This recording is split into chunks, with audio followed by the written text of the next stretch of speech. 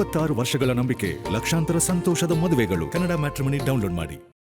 H D Revanna ಅವರ ಮನೆಯಲ್ಲಿ ಚೆನ್ನಮ್ಮ ಅವರ ಪಾರ್ಥಿವ ಶರೀರದ ಅಂತಿಮ ದರ್ಶನ ವ್ಯವಸ್ಥೆಯನ್ನು ಈಗಾಗಲೇ ಬೆಳಿಗ್ಗೆ 10 ಗಂಟೆಗೆ ಅಲ್ಲಿ ನಿಲ್ಲಿಸಲಾಗಿದೆ, ಸ್ಥಗಿತ ಮಾಡಲಾಗಿದೆ.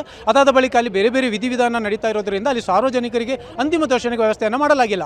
ಆದರೆ ಇವಾಗಲೂ ಕೂಡ ಸಾವಿರಾರು ಸಂಖ್ಯೆಯಲ್ಲಿ ಈ ಚೆನ್ನಮ್ಮ ವೃತ್ತಕ್ಕೆ ಸಾರ್ವಜನಿಕರು ಬಂದಿರುವಂಥದ್ದು. ಇವರು ಯಾರಿಗೂ ಕೂಡ ಅಲ್ಲಿ ಅಂತಿಮ ದರ್ಶನಕ್ಕೆ ಅವಕಾಶ ಕೊಟ್ಟಿಲ್ಲ. ಯಾಕಂತಂದರೆ ಈಗಾಗಲೇ ಅಲ್ಲಿ ನೂರಾರು ಮಂದಿ ಇದ್ದಾರೆ ರೇವಣ್ಣ ಅವರ ಮನೆಯಲ್ಲಿ. ಇವರನ್ನು ಅಲ್ಲಿ ಬಿಟ್ಟರೆ ಬಹಳಷ್ಟು ಗೊಂದಲ ಆಗುತ್ತೆ. ಮತ್ತು ಅಲ್ಲಿ ಅಂತಿಮ ದರ್ಶನಕ್ಕೆ ಅವಕಾಶ ಕೂಡ ಇಲ್ಲ.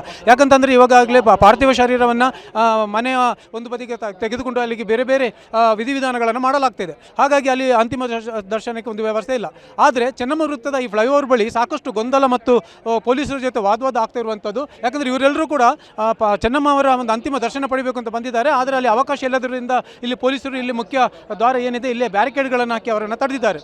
ಆದರೆ ಇಲ್ಲಿರುವಂತಹ ಜನರು ಈ ಬ್ಯಾರಿಕೇಡ್ಗಳನ್ನು ತಳ್ಳಿ ಪೊಲೀಸರನ್ನು ತಳ್ಳಿ ಒಳಗೆ ಹೋಗುವಂಥ ಪ್ರಯತ್ನ ಮಾಡಿದ್ದಾರೆ. ಬಹಳಷ್ಟು ಮಂದಿ ಹೋಗಿದ್ದಾರೆ ಕೂಡ.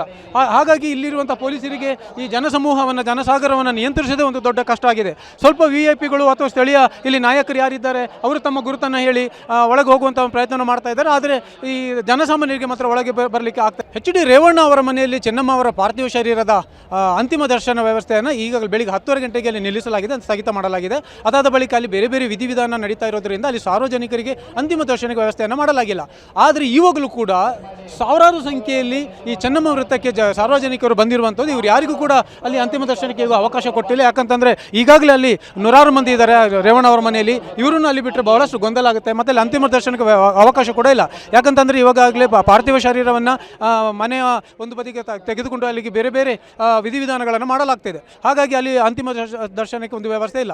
ಆದರೆ ಚೆನ್ನಮ್ಮ ವೃತ್ತದ ಈ ಫ್ಲೈಓವರ್ ಬಳಿ ಸಾಕಷ್ಟು ಗೊಂದಲ ಮತ್ತು ಪೊಲೀಸರ ಜೊತೆ ವಾದವಾದ ಆಗ್ತಾ ಇರುವಂಥದ್ದು. ಯಾಕಂದರೆ ಇವರೆಲ್ಲರೂ ಕೂಡ ಚೆನ್ನಮ್ಮ ಅವರ ಒಂದು ಅಂತಿಮ ದರ್ಶನ ಪಡಿಬೇಕು ಅಂತ ಬಂದಿದ್ದಾರೆ. ಆದರೆ ಅಲ್ಲಿ ಅವಕಾಶ ಇಲ್ಲದರಿಂದ ಇಲ್ಲಿ ಪೊಲೀಸರು ಇಲ್ಲಿ ಮುಖ್ಯ ದ್ವಾರ ಏನಿದೆ ಇಲ್ಲೇ ಬ್ಯಾರಿಕೇಡ್ಗಳನ್ನು ಹಾಕಿ ಅವರನ್ನು ತಡೆದಿದ್ದಾರೆ.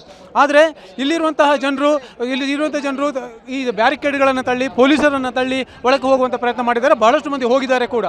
ಹಾಗಾಗಿ ಇಲ್ಲಿರುವಂಥ ಪೊಲೀಸರಿಗೆ ಈ ಜನಸಮೂಹವನ್ನು ಜನಸಾಗರವನ್ನು ನಿಯಂತ್ರಿಸೋದೇ ಒಂದು ದೊಡ್ಡ ಕಷ್ಟ ಆಗಿದೆ. ಸ್ವಲ್ಪ VIP ಗಳು ಅಥವಾ ಸ್ಥಳೀಯ ಇಲ್ಲಿ ನಾಯಕರು ಯಾರಿದ್ದಾರೆ ಅವರು ತಮ್ಮ ಗುರುತನ್ನು ಹೇಳಿ ಒಳಗೆ ಹೋಗುವಂಥ ಪ್ರಯತ್ನ ಮಾಡ್ತಾ ಇದ್ದಾರೆ. ಆದರೆ ಈ ಜನಸಾಮಾನ್ಯರಿಗೆ ಮಾತ್ರ ಒಳಗೆ ಬರಲಿಕ್ಕೆ ಆಗ್ತಾ ಇಲ್ಲ. ಹಾಗಾಗಿ ಒಂದು ಗೊಂದಲದ ವಾತಾವರಣ ಆಗ್ತಾ ಇದೆ.